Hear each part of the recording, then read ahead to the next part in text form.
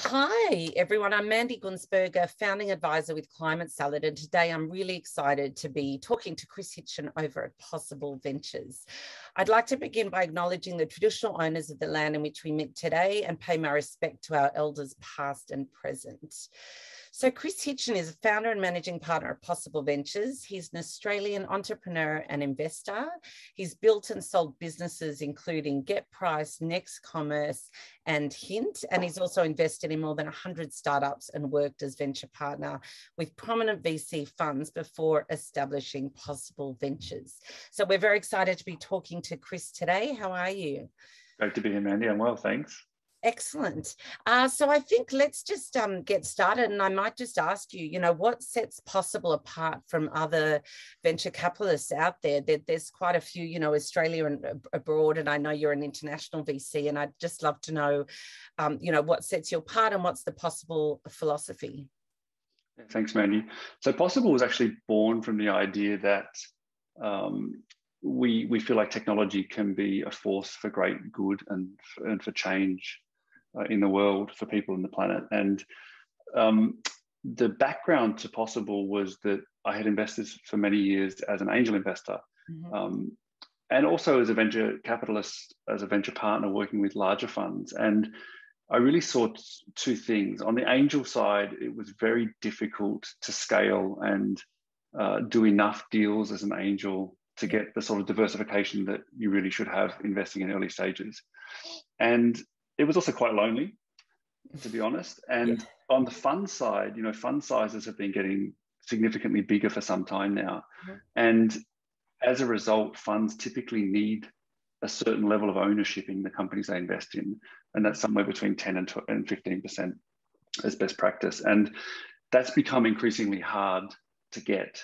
So there is this often binary result for funds who want to invest in a startup where you either win the lead position or you don't.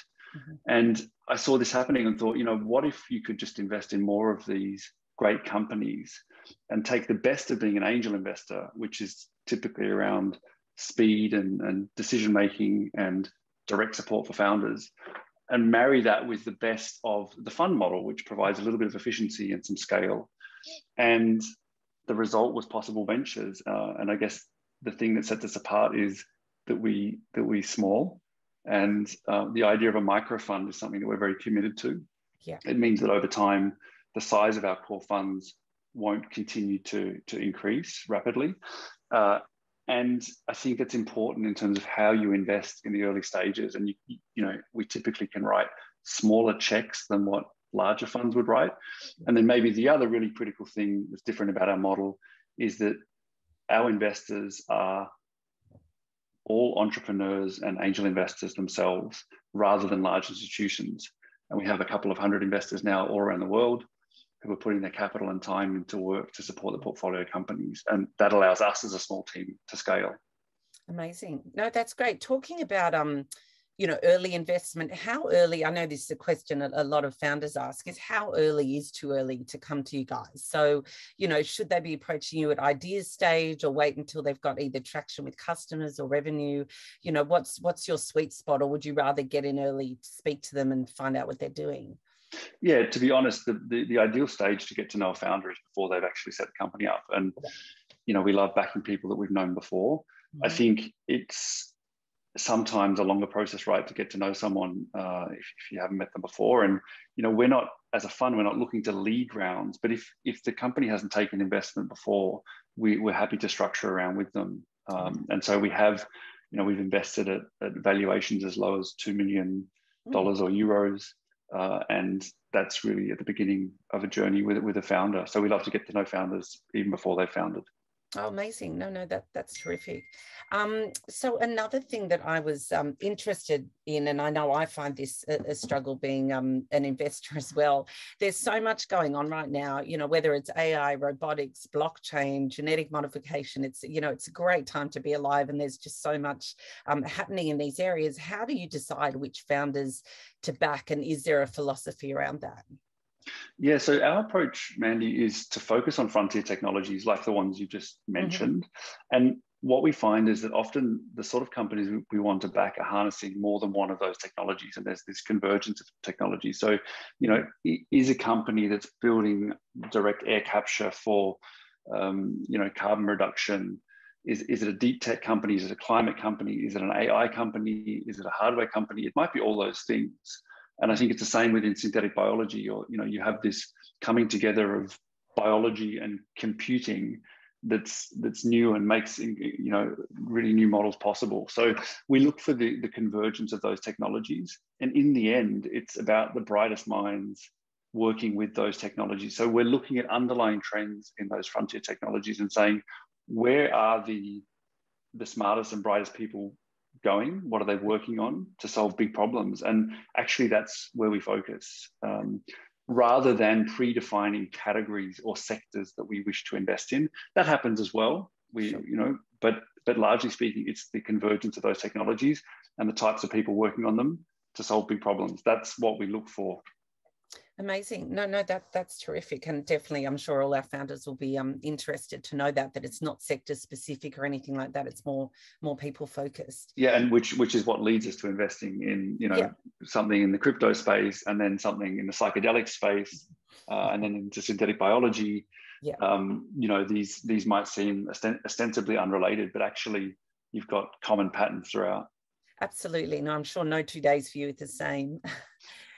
So how would you say, I know you're international and you do a lot in Europe as well, in the States, but how would you say the VC community has changed in Australia over the last decade?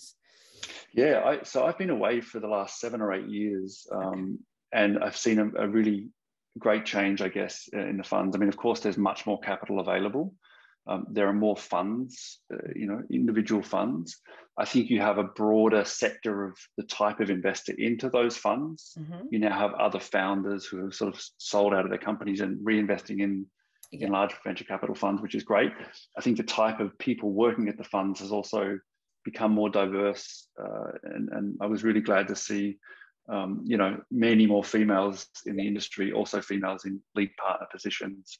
I think there's much more capital and choice available for Australian founders. Mm-hmm. I think that still the size of the funds is getting bigger and bigger. And as such, there's a really neat spot for us to slot into as early stage investors that want to invest a little bit less earlier, mm-hmm. and bring that entrepreneurial support model to Australian founders. And that's something that I'm really excited to be doing.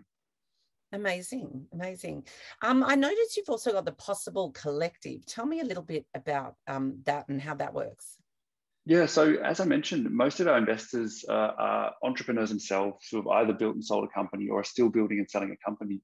And what we find is that the common thread is those people are not really looking just to allocate capital to venture. They really want to be involved and understand what it is we're investing in. They want to learn.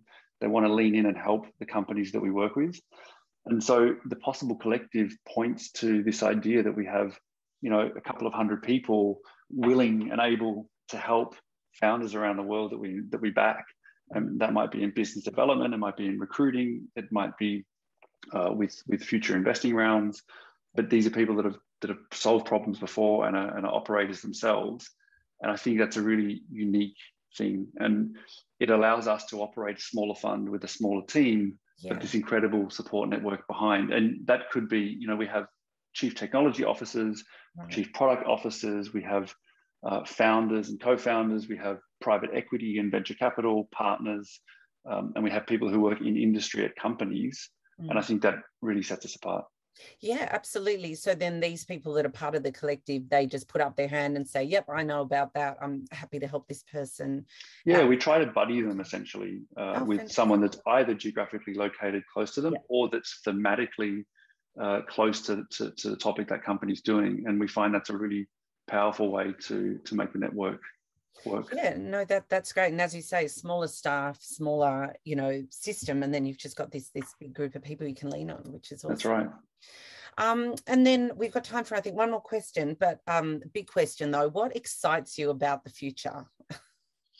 Yeah, wow. I mean, I think no matter which area that you look at that we've invested in, it feels like, and maybe it always feels like this, right? But it really feels like we're on the cusp of so much change. And I think that the core change I've noticed in the past few years of investing is the authenticity of mission for the founders that we're backing, and how often those founders are trying to work on really, really meaningful problems that benefit the people and our planet. And this is something that excites me. And I think whether it's nuclear fusion or quantum computing or human organoids or cell-based meat, these are things that actually have huge sweeping change. And so the idea that technology can actually change many, many industries and have a lasting impact for future generations, that's what excites me. And it's the things that I feel proud about telling my kids that we've backed.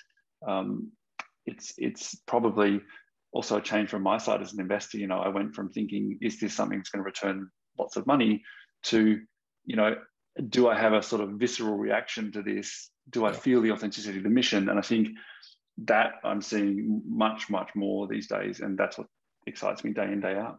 Oh, fantastic. Yeah, I agree. It's changed a lot lately, with it not being just about return and about what's this going to do to the planet, how's this going to help the world change. Yeah, and I think we're careful, maybe we don't use the word impact fund, Mandi, but I think we absolutely want to be a fund with impact. And I feel like it's such a privilege to have people's capital and to be able to talk to these founders and support them along the way. And therefore we should use that capital and time to back meaningful companies. Yeah, absolutely. Well, I think we're out of time, Chris, but I really, really appreciate your support of climate tech companies and also Climate Salad. Loved chatting to you today. I know our Climate Salad community is going to really enjoy listening to this interview and hearing a bit more about possible ventures. So thank you so much for your time, Chris. And yeah, anything you want to kind of put out there to our 50 to 100 founders at the moment, or is there a way they can connect with you or contact you in the future? Yeah, hit me up on LinkedIn. I'd love to have a chat. I'd love to hear about big ideas, and keep up the great work at Climate Salad. I think it's a great initiative and really great to see. So thanks a lot for having me. Awesome. Thanks so much. Appreciate it. Thanks, man.